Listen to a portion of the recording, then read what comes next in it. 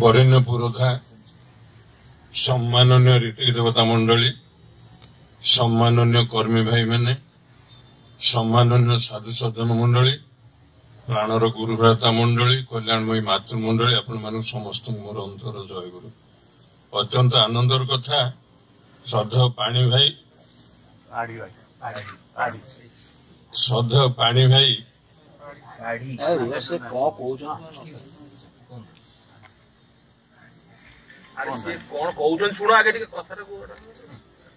श्रद्धा पाणी भाई झीटी को एभली ट्रेनिंग देइचंती जे से सुंदर गीत टे गाइला आ भाई माने अत्यंत आनंदर सहित एठी गीत भजन गाउथिले जदियो ए भाईटी मो भजन गोटे गाइले तुम कथा मने पड़े जेते बेले मोर तार रचयिता मु एवं सरकार मो केशव भाई आ श्रद्धा पाड़ी भाई आम मान अपूर्व सुजोग देइचंती।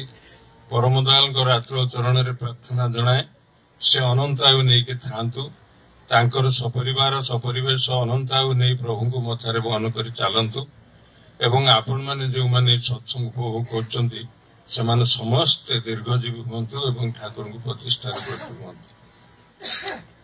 से दिन पाड़ी भाई मोर गोटे सेवा करने जाइए ठाकुर बहुवाणी देइचंती 23 खंड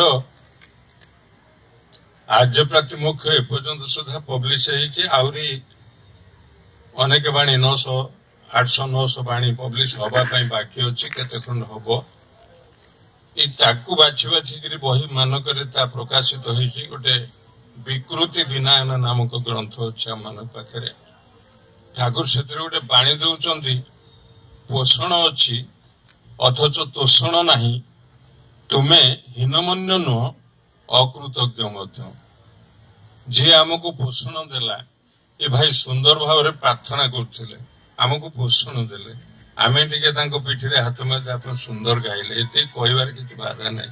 मनीष केतेटा कथा चाहे ना एक से मृत्यु चाहे ना दुई रे तार वार्धक्य आसु से चाहे ना तृतीय रे तार दारिद्र आसु से चाहे ना चतुर्थ रे ताको रोग हो से चाहे ना पंचम रे ताकू के निंदा करू से चाहे ना किंतु उल्टाटा से चाहे तार के प्रशंसा करू एक कथा से चाहे। छुआटी आमर सुंदर भाव में झीटी गीत गाउला भाईटी आमर सुंदर भाव में बजाऊला गाउला से जने प्रचंड कलाकार भाई आमर बनाला तेणु सेमती से दिन मत पाड़ी भाई टिके पोषण देले आइला बेलू मो झील को कहीदे कहले मु जने साधारण गुरु भाई आ मु कौन दादा को नहीं पारि मो सत्संग मु से असाधारणत्व को केवल अप्रमाण करने आपण मान आसी जड़े साधारण मनीष केवल एतिके तफात मो परम दयाल नरतनु को स्वचक्षुरे दर्शन करिछि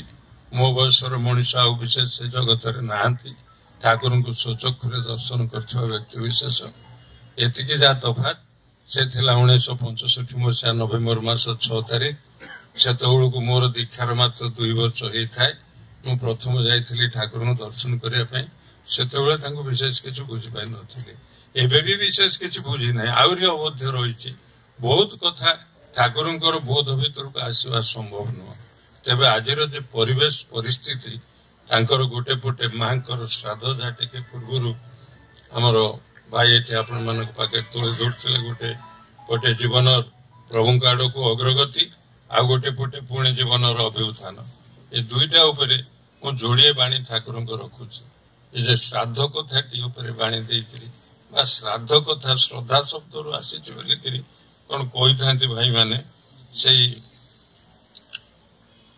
निष्ठा माने ठाकुर कहते बाणीटी निष्ठा माने लगी रहा श्रद्धा माने सत्ता धारण ये सत्ता शब्दटी यजुर्वेद थरे व्यवहृत होपर आउ कई व्यवहार करना ठाकुर नूतनत्व जदि विश्व किसी देखा चाहे ताले सत्ता शब्द ठाकुर कहते तोर दीटा जिनस अच्छी तोर सत्ता अच्छी एवं अस्तित्व अच्छी मोर देह हाथ गोड़ मुंड पाटी नाक कान आखि एमती कि मनर कौन स्थिति ना ठाकुर कहते मनर स्थिति से स्थिति शून्य ଆମର ସ୍ମୃତି ଚେତନାର ଗୋଟେ ତରଙ୍ଗ ବା ଆମର ଚିତ୍ ସ୍ରୋତର ଗୋଟେ ତରଙ୍ଗ ହଉଛି ମନ। ତେଣୁ ଚିତ୍ ସ୍ରୋତରେ କିଛି ଯଦି ଗୋଟେ ବାଧକ ଗୋଟେ ହେଇଛି, ମୁଁ ମୋ ଭିତରେ ଗୋଟେ ଚେତନା ଜାଗିଛି, ମୁଁ କହିବି ସେ ଅନୁସାରେ ମୋର ମନ ହେଇଛି। ମୁଁ ତାପରେ ଉଠି ଯାଇକି ବସିବି, ସେଠି ଆଉ ଗୋଟେ ପ୍ରକାର ମନ ହବ। ତାପରେ ଆନନ୍ଦ ବଜାରରେ ପ୍ରସାଦ ସେବନ କରିବା, ଆଉ ଗୋଟେ ପ୍ରକାର ମନ ହବ। ମନର ନିଜସ୍ୱ ସ୍ଥିତି କିଛି ନାହିଁ। ତେଣୁ ମନର ସିଂହାସନ ନାହିଁ। ମନ ତା ମାଫିକି ଚିତ୍ତ ମାଫିକି ଚାଲିବ।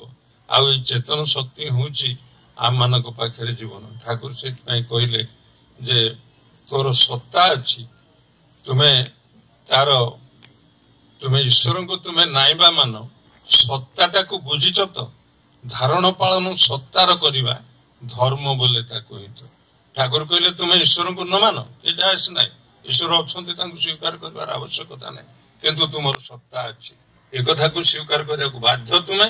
ଏବଂ ଯାହା ତା ଅଛି, ତାହେଲେ ତାକୁ ଧାରଣ ଏବଂ ପାଳନ କିଭଳି କରାଯିବ ତାକୁ ହିଁ କୁହାଯାଏ ଧର୍ମ। ସେଇ ଧାରଣ ପାଳନର କୌଶଳ ଠାକୁର ଶିଖେଇ ଦେଇଛନ୍ତି। ଆମମାନଙ୍କ ପାଖରେ ନିଷ୍ଠା ମାନେ ଲାଗି ରହିବା, ସତ୍ତା ମାନେ ଶ୍ରାଦ୍ଧ, ଶ୍ରଦ୍ଧା ମାନେ ସତ୍ତା ଧାରଣ। ତେଣୁ ତାଙ୍କର ମାଙ୍କର ଶ୍ରାଦ୍ଧ ମାନେ ତାଙ୍କର ମାଙ୍କର ସତ୍ତାକୁ ଆଉ ଥରେ ପୁଣି ନିଜ ଭିତରେ ବା ଆମମାନଙ୍କ ଗହଣରେ ତାଙ୍କର ଗୁଣାପନା ପୂର୍ବକ ଧାରଣ କରେଇବା ହେଲା ଏଇ ଶ୍ରାଦ୍ଧର ମୂଳ କଥା। ଠାକୁର କହୁଛନ୍ତି ଏଠି ପିଣ୍ଡ ଦାନ କରାଯାଏ। ପିଣ୍ଡ ମାନେ ଆଉ ଥରେ ତାକୁ ଶରୀର ଦାନ। ପରମ ପୁରୁଷ କୃଷ୍ଣଚନ୍ଦ୍ର ସେଦିନ ଶ୍ରୀମଦ ଭଗବତ ଗୀତାରେ କହିଥିଲେ, ଆବ୍ରହ୍ମ ଭୁବନା ଲୋକା ପୁନରାବର୍ତ୍ତିନ ଅର୍ଜୁନ ମାମେ ପେତେ ତୁ କୌନ୍ତେୟ ପୁନର୍ଜନ୍ମ ନ ବିଦ୍ୟତେ। ତୁ ଯଦି ବ୍ରହ୍ମଲୋକ ପର୍ଯ୍ୟନ୍ତ ଯାଉନା କାହିଁକି ଅର୍ଜୁନ, ତତେ ଫେରିବାକୁ ହବ। କିନ୍ତୁ ମତେ ଯୋଉଦିନ ପାଇଯିବୁ ସେଦିନ ଆଉ ତୋର ଫେରିବା ଦରକାର ପଡିବ ନାହିଁ, ଅର୍ଥାତ୍ ପୁନର୍ଜନ୍ମ ହବ ନାହିଁ। এই শ্রাদ্ধ এক পুনর্জন্ম প্রক্রিয়া। তেণু ଚାଲନ୍ତୁ ପ୍ରାର୍ଥନା କରିବା ସେଇ ବିଦେହୀ ଆତ୍ମା ପୁଣି ଥରେ ରୂପ ପରିଗ୍ରହ କରି এই ସଂସାର ବକ୍ଷରେ ମାନୁଷିକ ଗ୍ରହଣ କରି ଠାକୁରଙ୍କୁ ମଥାରେ ବହନ କରି ତାଙ୍କର ଯୋଉ ଅପୂର୍ଣ୍ଣ ଇଚ୍ଛା ରହିଥିବ ତାକୁ ପୂର୍ଣ୍ଣ କରନ୍ତୁ। ଦ୍ୱିତୀୟଟି ହେଲା ତାଙ୍କର ଛୁଆର ଜନ୍ମଦିନ। ଇଟି ଏକ ବିଶେଷ ରହସ୍ୟପୂର୍ଣ୍ଣ ବ୍ୟାପାର। ଠାକୁର ଗୋଟେ ବାଣୀରେ କହୁଛନ୍ତି, ଜନ୍ମ ମାନେ ଜମି ଉଠିବା, ଉପାଦାନର ସଂଗତି। ଯେଉଁ ସଂଗତି ଜୀବନ ଉତ୍ସ, ବ୍ୟକ୍ତ ହୋଇ ହୁଏ ବ୍ୟକ୍ତି, ବ୍ୟକ୍ତ ଯା ତାର ଅନ୍ତରାଳେ ଅଛି ଜୀବନ ସ୍ପନ୍ଦନା। ଯେଉଁ ସ୍ପନ୍ଦନା ବଢାଇ ତୋଳେ ଆଣେ ଜୀବନ ନନ୍ଦନା। ଜନ୍ମ ମାନେ ହିଁ ଜମି ଉଠିବା। ଯିଏ ଜନ୍ମ ହେଇଛି ସେ କିଏ? ସେ ଏକ ଆତ୍ମିକ ଶକ୍ତି। କୋଉଠୁ ଆଇଲା? ରୂପ ପାଇଲା ପିତାମାତାଙ୍କ ଭିତରେ ଥାଏ। ଠାକୁର ବାଣୀ ବି ଦେଇଛନ୍ତି, ରେତରେ ଥାଏ ଜୀବନ ଗତି। ସେ ଛୁଆଟିର ଜୀବନ ଗତି ପାଡିବାଇଙ୍କର ରେତ ଧାରା ଭିତରେ ଥିଲା। ରେତରେ ଥାଏ ଜୀବନ ଗତି। ସଂସ୍କାରର ଅଙ୍କୁର ନେଇ ବ୍ୟତିକ୍ରମ ବିବାହ ନଷ୍ଟ ପାଏତା, କ୍ରମେ କ୍ରମେ ଯାଏ ଉଭେ। ଯଦି ସ୍ୱାମୀ ସ୍ତ୍ରୀ ଭିତରେ ଭଲ ପଡିବା ନାହିଁ, ଯଦି ତାଙ୍କ ଭିତରେ ସତ୍ତା ସଂଗତି ନାହିଁ, ଠାକୁର କାହିଁ କହୁଛନ୍ତି ଜନ୍ମ ମାନେ ହିଁ ଜମି ଉଠିବା, ଉପାଦାନର ସଂଗତି। କାହାର ଉପାଦାନ? ପୁଅଟିର ଉପାଦାନ ଝିଅଟିର ଉପାଦାନ ଭିତରେ ଯଦି ସଂଗତି ନଥାଏ, ତାହେଲେ ସେ ଜାଗାରେ ଜନ୍ମର ବ୍ୟାକୁଳତା ଥିବ। ଜନ୍ମ ହେଇଯାଇପାରେ, କିନ୍ତୁ ତା ଭିତରେ ସେଇ ଧରଣର ଇଷ୍ଟପ୍ରାଣତା ବା ତା ଭିତରେ ଯୋଉ ସୁପ୍ରବୃତ୍ତି ଗୁଡିକ ଆସିବା ସମ୍ଭବ ନୁହଁ।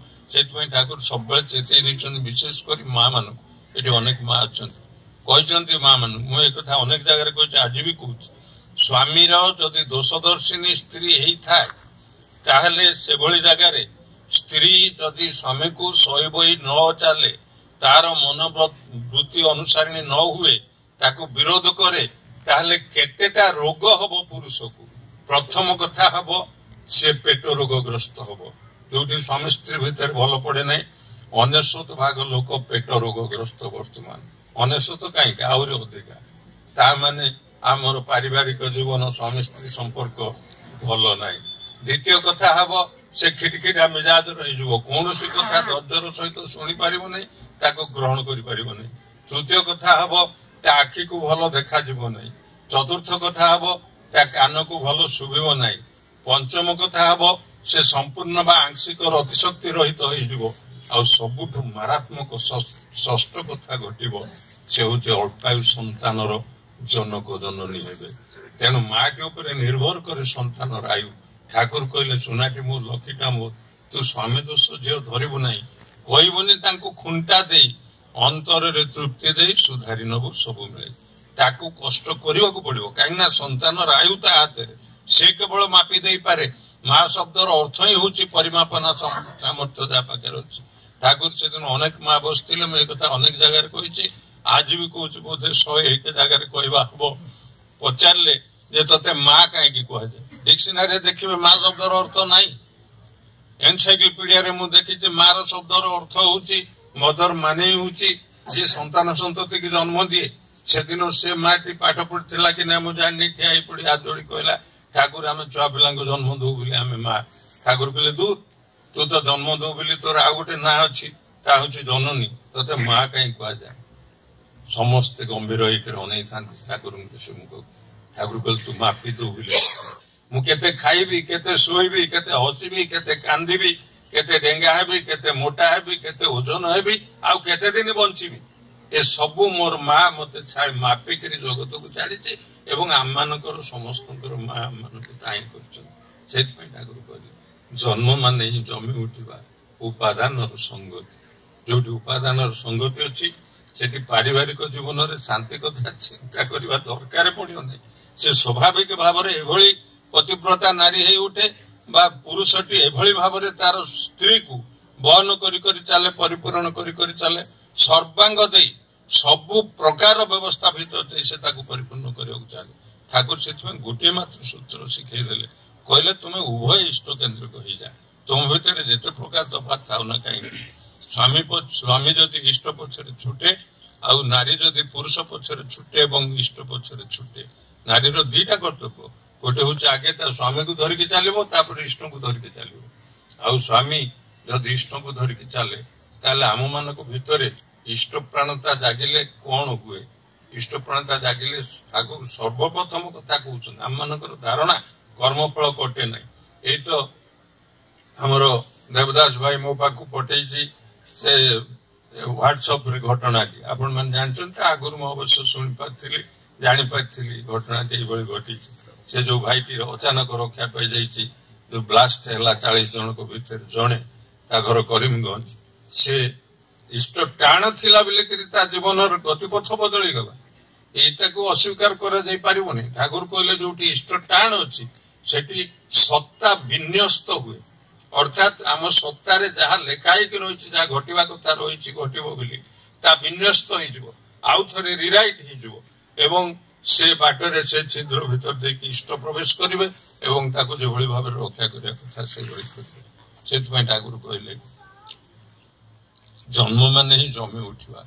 उपादान संगति जो संगति जीवन उत्स से पुणी कौन बापा माँ भितर जो जोगावेग जो जोगसूत्र भितर जो उपादान संगति से हूँ मोर जीवन उत्स अर्थात मोर से जीवन सृष्टि ठाकुर आहरी गोटे कथा कहते अनेक गुड़िक यही छोट छोट कथा मध्यम ठाकुर बहु उपादेय कथा कहते दिने पचारे एमती बसता अनेक भक्त पचारे कहले जीवन सबुठ बड़ दुख कौन जड़े भाई कहला ठाकुर मृत्यु हूँ सब बड़ दुख और आम मान धारणा था ठाकुर कहले तू तो मरजु आ तोर दुख कौन जे मरी जाए तार आ दुख न थाए जे बंची थाए केवल तार दुख थाए मृत्यु पर से तार विधेयी आत्मा जुआड़े हेले पढ़ेब जहाँ कर न कर तार आ दुख न थाए कि सुख न थाए तार किसी न थाए अनुभव करवा बंची था ठाकुर से भक्त अनेक रही ठाकुर कौन कहे मृत्यु सबुठ बड़ भयंकर मृत्यु को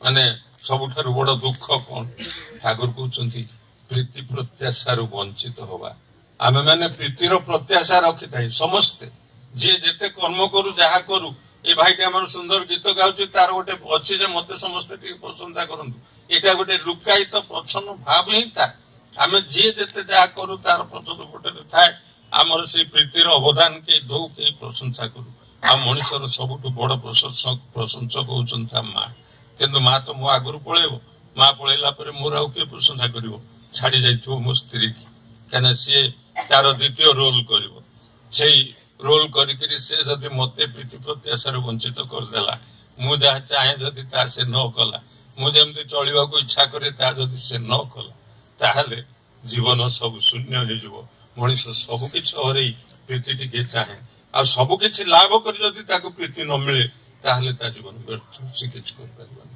ତେଣୁ ସେମିତି ଠାକୁର କହିଛନ୍ତି ଜୀବନର ସବୁଠାରୁ ବଡ ବିପର୍ଯ୍ୟୟ କଣ? ଏଡେ ବଡ ବାତ୍ୟା ହେଇଗଲା 1999 ମସିହାରେ। ମୁଁ ଦେଖିଛି ଗଛ ଗୁଡାକ ବକାସୁରକୁ ଫାଡ଼ିଲା ଭଳି ଶ୍ରୀକୃଷ୍ଣ ଆମ୍ବ ଗଛ ଗୁଡାକ ଚିରି ଯାଇଥିଲେ, ସବୁ ଫାଡ଼ି ହେଇଗଲେ। ତାପରେ ପୁଣି କଅଁଳିଲେ, ପୁଣି ଗଛ ହେଲା, ପୁଣି ଫଳ ଫଳିଲା। ସେମିତି ଆମେ ଯୋଉ ବାତ୍ୟା ବିତ୍ପାତ ବା କୋଉଠି ଭୂମିକମ୍ପ ହଉଛି ଇତ୍ୟାଦି କିମ୍ବା ସୁନାମି, ଠାକୁରଙ୍କୁ କୁହାଯାଏ, ଠାକୁର କହିଲେ ଦୂର ସେଗୁଡାକ ଜମାରୁ ବିତ୍ପାତ ହିଁ ନୁହେଁ, ଆଜି ଭାଙ୍ଗିଛି ପୁଣି କାଲି ନଷ୍ଟ ହବ। ସବୁଠାରୁ ବଡ ଜୀବନର ସର୍ବନାଶ, ତାମାନେ ସବୁଠାରୁ ବିତ୍ପାତ ହଉଛି ସବୁଠୁ ବଡ, ଯୋଉଟା କି ଠାକୁର କହିଲେ ସଂକଳ୍ପ ଚ୍ୟୁତି। ଆମେ ସଂକଳ୍ପ କରିଛୁ ତୁମକୁ ଆଜିଠାରୁ ଆଜୀବନ ଜୀବନରେ ପ୍ରତିଷ୍ଠା କରି ଚାଲିବି। ତେଣୁ ମୁଁ ଆପଣ ମାନଙ୍କର ସମୟ ଆମମାନଙ୍କ ହାତରୁ ହାତଛଡା ହେଇଯାଉଛି। ଏଇ ଯେ କଥା ଆମେ ଠାକୁର କହିଲେ ଜନ୍ମ ମାନେ ହିଁ ଜମି ଉଠିବା ଉପାଦାନର ସଂଗତି, ଯେଉଁ ସଂଗତି ଜୀବନ ଉତ୍ସ ବ୍ୟକ୍ତ ହୋଇ ହୁଏ ବ୍ୟକ୍ତି, ସେଇ ଜୀବନ ଉତ୍ସ ହିଁ ବ୍ୟକ୍ତ ହେଇଛି। ପ୍ରକୃତରେ ଆମର ଏ ଯେ ଦେହଟାକୁ ଅନେଇଲେ ଦେହ କଣ, ପାଦ ଚାଲେ ନା, ଗୋଡ ଚାଲେ ନା, ପାଟି କଥା କହେ ନା, କିଏ କଣ କରେ? କେହି କିଛି କରନ୍ତିନି। ତା ଭିତରେ ଯୋଉ ଜୀବନୀ ଶକ୍ତିଟି ଅଛି ସେଇ କେବଳ ଆମକୁ ସବୁ କରାଏ, ସେଇ ଚଲାଏ, ସେଇ ବୁଲାଏ, ସେଇ ଖୁଆଏ, ସେଇ ପିଆଏ, ସେ ହଜମ କରାଏ। ମୁଁ କଥା ପ୍ରସଙ୍ଗରେ କହୁଥିଲି, ମୁଁ ଗଲା 6 ବର୍ଷ ଦିନୁ, ମତେ 6 ବର୍ଷ ହେଇଥିଲା, ବର୍ତ୍ତମାନ ମତେ 77 ବର୍ଷ ହେଲାଣି। 6 ବର୍ଷ ଦିନୁ ମୁଁ ପାନ ଖାଉଛି।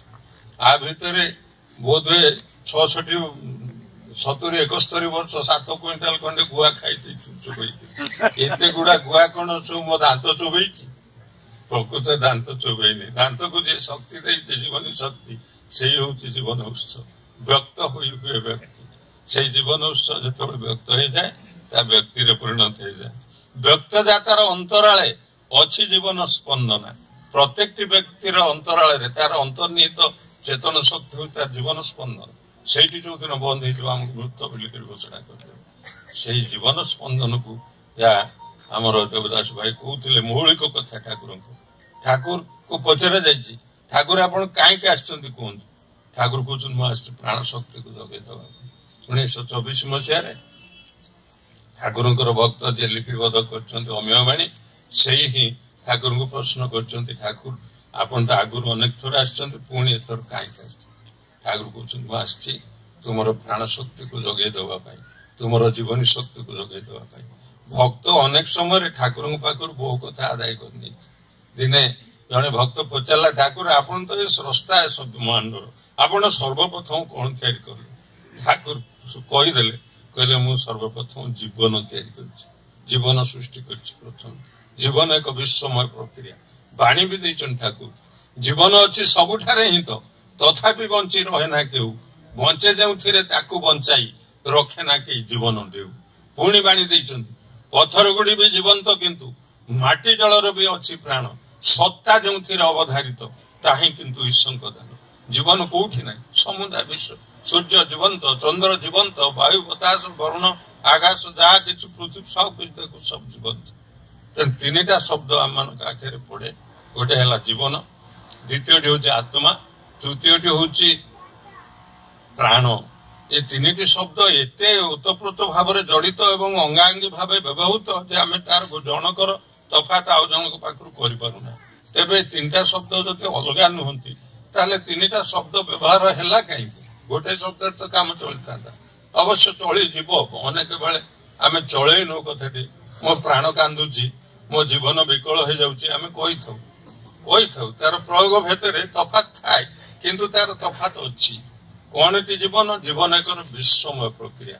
ପାଣି ଭିତରେ ଠିଆ ହେଇକରି ଯାହା ତିଆରି ହବ ତା ଓଦା ହିଁ ହବ। ତେଣୁ ବିଶ୍ୱରେ ଯାହା କିଛି ଆଗେ ଠାକୁର ଯେହେତୁ ଜୀବନ ସୃଷ୍ଟି କରିଦେଇଛନ୍ତି, ସବୁ ଗୁଡିକ ଜୀବନ। ତା ଯେତେବେଳେ ପିଣ୍ଡ ଆବଦ୍ଧ ହେଇଯାଏ, ସୂର୍ଯ୍ୟ ଏକ ପିଣ୍ଡ, ଗ୍ରହ ନକ୍ଷତ୍ର ଏମାନେ ଗୋଟେ ଗୋଟେ ପିଣ୍ଡ, ମଣିଷ ଗୋଟେ ଜୀବ ଗୋଟେ ପିଣ୍ଡ। ତେଣୁ ସେତେବେଳେ ପିଣ୍ଡ ଆବଦ୍ଧ ହେଲେ ତା ଆତ୍ମା ହେଇଯାଏ, କିନ୍ତୁ ଶରୀର ଆବଦ୍ଧ ହେଲେ ତା ପ୍ରାଣରେ ପରିଣତ ହେଇଯାଏ। ଠାକୁର କହିଲେ ଔପାଦାନିକ ସଂଗତିର ସଚଳ ସନ୍ଦୀପନା ଯେଉଁଟା, ସେଇଟା ହିଁ ତୁମର ପ୍ରାଣ। ଆଉ ଏଇ ପ୍ରାଣକୁ ନେଇକରି ଯଦି ବଞ୍ଚିବା ସମ୍ଭବ ହୁଏ, ତାହେଲେ ମୃତ୍ୟୁକୁ ଜୟ କରିବା ମଧ୍ୟ ଅସମ୍ଭବ ନୁହଁ, ମୃତ୍ୟୁଞ୍ଜୟୀ ହବା ମଧ୍ୟ ଅସମ୍ଭବ ନୁହଁ। ତା ମାନେ ଔପାଦାନିକ ସଂଗତିର ସଚଳ ସନ୍ଦୀପନା ଯେଉଁଟା, ସେଇଟା ହିଁ ପ୍ରାଣ।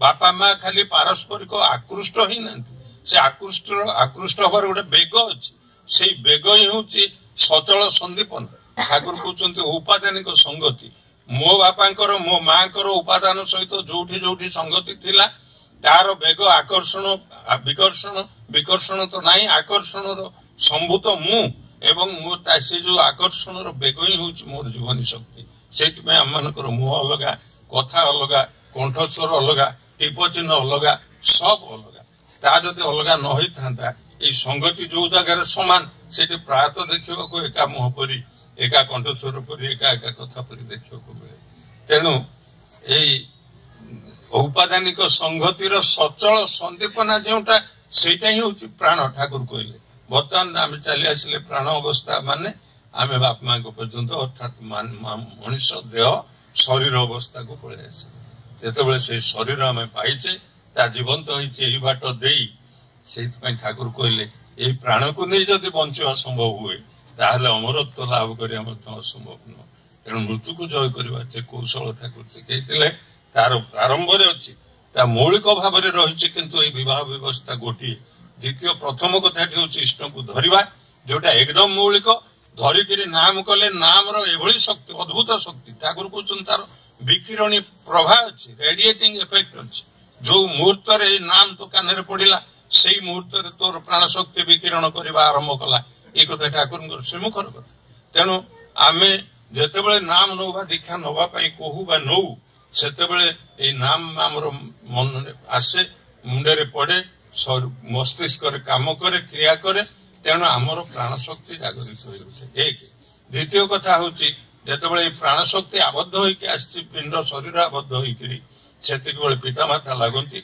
भितर वैधि विवाह यही हूँ सबुठ गुरुत्वपूर्ण कथा तेणु आमे मैंने निजे विवाह कर सारी जदि से तो इष्ट अच्छा धरिकी जदि कठोर भाव में तपसिद्ध होकर चलने चेष्टा करूँ ठाकुर बाणी कहते तप विधायना ग्रंथ तपस्या सुकेन्द्रिक अनुशीलन तत्परतार तापर सृष्टि करे तपस्या द्वारा मनुष्य गोटे हिट एनर्जी बॉडी रे तैयारी हुए ता देहर उद्भिन्न होते तड़ित संवेग से ताप देहर गोटे इलेक्ट्रिसिटी प्रवाहित हवा लगे एवं इलेक्ट्रो एनर्जी से उद्भिन्न होते मैग्नेटिक फोर्स बा चुंबकीय व्यक्तित्व ठाकुर कहते तुमर व्यक्तित्व चुंबकत्व परिणत हो जाए तेणु आम ठाकुर देले तपस्या देले साधन देले भजन देले जजनर 7टा अंग आम जोग दर्शन पतंजलि जोग दर्शन पढ़ुली 8टा अंग जोगर ठाकुर 7टा अंग देते आउ समय हेले जदि हुए आपण मैंने जानी जदि जानी न समय सुजोग हेले